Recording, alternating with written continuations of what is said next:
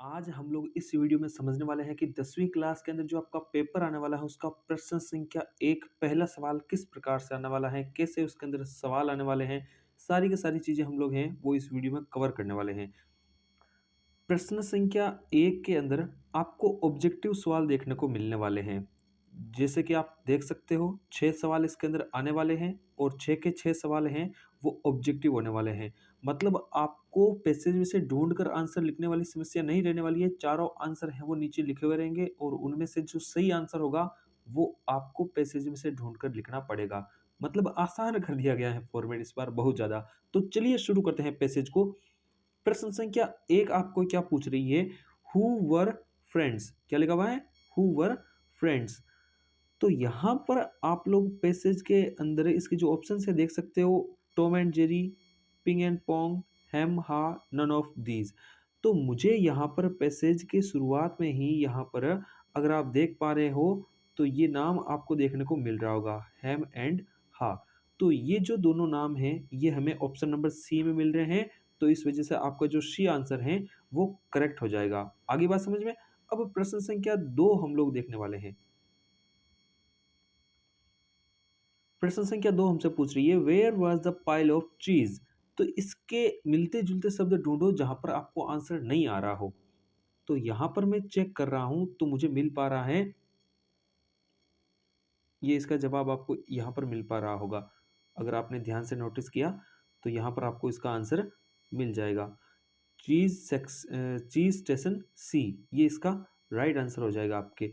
तो इस वजह से मैं यहाँ पर डी है वो सही आंसर करके आ जाऊंगा। पता कैसे चला? तो लाइंस को ध्यान से पढ़िए तो आपको यहाँ पर आंसर देखने को मिल रहा होगा। आंसर क्या देखने को मिल रहा है?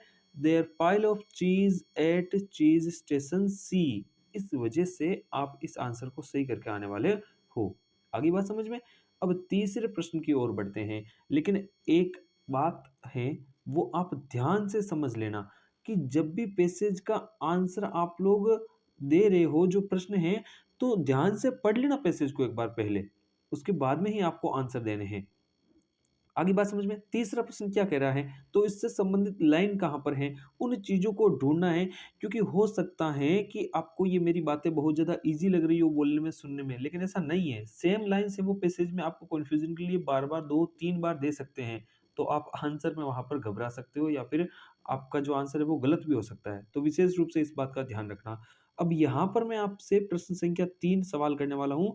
Who said we deserve this cheese? ये बात किसने कही है चारों में से? ठीक है, तो हम आंसर देखने वाले हैं। तो मुझे यहाँ पर जो मिलती जुलती लाइंस हैं वो मिल रही है यहाँ पर। कहाँ पर मिल रही है? यहाँ पर मिल रही है ये लाइंस। अगर आप देख पा रहे हो तो वहां पर मुझे वो लाइंस हैं वो मिल गई है, ये जहाँ पर डब्बा बना हुआ है हैम सेड। जवाब आपको मिल रहा होगा हैम सेड यहाँ पर। तो ये बात उस हैम ने कही थी। किसने कही थी ये बात? We deserve we deserve this cheese, ये बात आपके किसने कही थी? इस हैम ने कही थी। तो इस वजह से आपका जो आंसर कौन सा बी वाला है वो करेक्ट हो जाएगा। इस प्रकार से इतनी इजी तरीके से आपके जो आंसर हैं वो पैसेज में से आपको मिल जाएंगे अगर आपने ध्यान से शब्दों को देखा है, जो सेंटेंस है उनको अगर पढ़ा है तो। अब अगले प्रश्न की ओर हम लोग बढ़ने वाले हैं। इसके अंदर क्या लिखा हुआ है? Who ate the piece of cheese? Who ate who ate the piece of cheese. मतलब जो चीज का जो टुकड़ा है वो किसने खाया? अब आप लोग ध्यान से पैसेज को पढ़िए। मैं आपको थोड़ा सा टाइम देता हूं और मुझे यहाँ पर जवाब कमेंट में लिखकर बताने की कोशिश कीजिए कि ये जो टुकड़ा है वो किसने खाया। ईट, एट, ये आपको जो वर्ब है वो पैसेज के अंदर कहाँ पर देखने को मिल रही है। ठीक है, सबसे पहले उन लाइंस को पहचानना है। ये वाली lines, we deserve this cheese, Ham said, we certainly had to work long and hard enough to find it. He picked up a nice piece and ate it. तो यहाँ पर मैं आपको एक बात बताना चाहूँगा कि जो प्रोनाउन वर्ड होते हैं, जैसा कि यहाँ पर आपको देखने को मिल रहा है ये ही, ये जो प्रोनाउन वर्ड होते हैं ये पहले किसी न किसी नाउन वर्ड के लिए आते हैं और यहाँ पर मुझे नाउन वर्ड पहले हैम मिल रहा है। मतलब मैं आपको ये कहना चाहता हूँ कि ये जो ही आया हुआ है यही किसके लिए आया हुआ है? इस हेम के लिए ही आया हुआ है। तो हमारा सही जवाब क्या हो जाएगा? हेम हो जाएगा। तो देखिए हेम कहाँ पर लिखा हुआ है, वही आपको सही टिक लगा कर आना है। तो इस प्रकार से मेरा यहाँ पर जो बी आंसर है वो सही होने वाला है।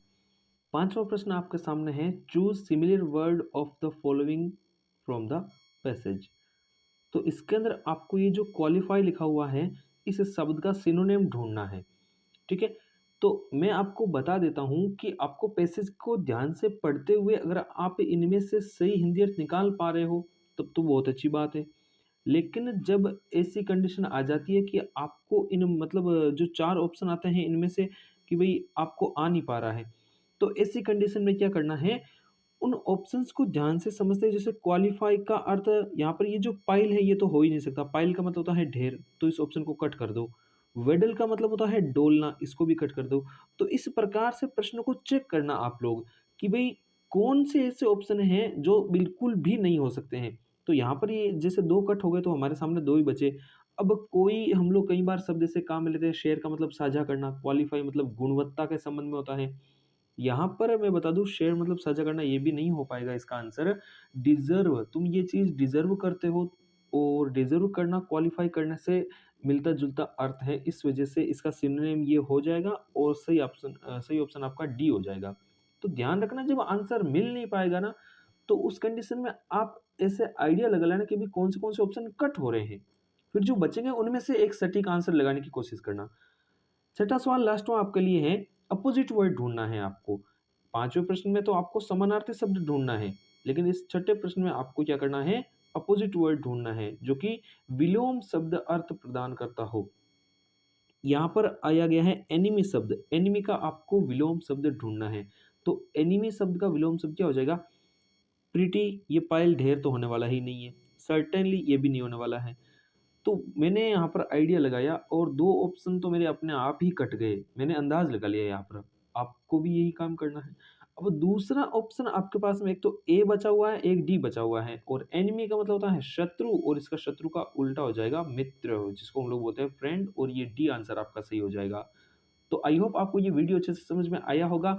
आपको कईयों को ईज़ी लगा होगा, लेकिन कई जो है उनको नई चीज़ें समझने को मिली होगी। पैसेज के आंसर किस प्रकार से ढूँढ कर लिखने हैं, ये भी आपको पता चला होगा। अब मैं बता दूँ, जो आंसर शीट होगी उसके अंदर आंसर आपको क्या करना है, सबसे पहले तो ये क्वेश्चन संख्या 1 लगाना, जो ऊपर लिखा हुआ है आपके, क्या करना है? क्वेश्चन संख्या 1 लगाना है।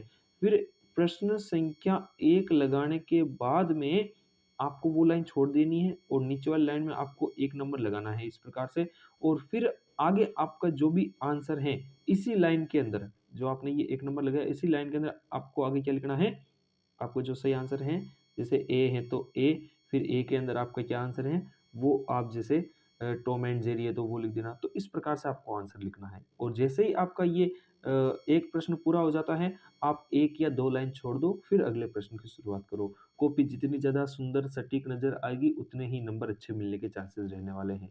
तो जल्दी हाज़िर होंगे एक और नई वीडियो के साथ में, जिसके अंदर आपको मैं वन बाय वन करके सारे के सारे प्रश्न जो आपके बोर्ड एग्ज़ाम में आने वाले हैं, वो समझाने वाला हूँ। तो दूसरा, तीसरा, चौथा जितने भी प्रश्न हैं, एक तरीके से सिलेबस को लेकर नहीं, पेपर को लेकर रिवीजन चल रहा है यहाँ पर। पहला प्रश्न आपके समझ में आ गया, इसके और भी बहुत सारे एग्जाम्पल जल्दी लेकर आने वाला हूँ। अब ये पैसेज था तो बोर्ड पर क्लियर नहीं करवाया जा सकता, तो यहाँ पर हमने ले लिया। जल्दी बाकी के प्रश्न भी आपके सामने लेकर आऊँगा। तब तक के लिए वीडियो को लाइक कर दीजिए, और चैनल को अगर अभी तक नहीं किया है तो सब्सक्राइब भी ज़रूर कर दीजिए। जय हिंद, जय भारत।